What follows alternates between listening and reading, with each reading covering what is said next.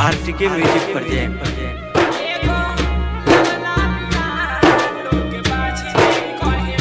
अभी आप सुन रहे हैं सबोत सौरिया की आवाज। Music by DJ Umesh, Shukipur बाजार।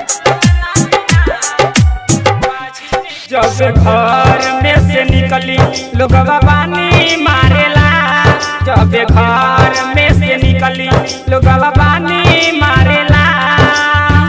छोटी मैया हो एगो ललना बिना लोग बाझनी कहेला, एगो ललना बिना लोग बाझनी कहेला। जब घर में से निकली लोगवा पानी मारेला, छोटी मैया हो एगो ललना बिना लोग बाझनी कहेला, एगो ललना बिना लोग बाझनी कहेला।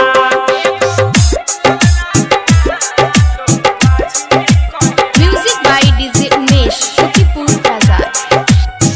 देखिए के लोग सब मारत के बानी, सुनिए छठी मैया दुख परेशानी, सुनिए छठी मैया दुख परेशानी। देखिए के लोग सब मारत के बानी, सुनिए छठी मैया दुख परेशानी। जकरा लगे हम जाई उआ भागिने कहेला, जकरा लगे हम जाई उआ भागिने कहेला। छठी मैया हो एगो ललना बिना लोग बाझनी कहेला, एगो ललना बिना लोग बाझनी कहेला। Music by DJ Umesh, Shukipur बाजार। इहे तैयारी बाटे सुनी छठी मैया, राइटर मुकेश परे रौरे तपैया, राइटर मुकेश परे रौरे तपैया।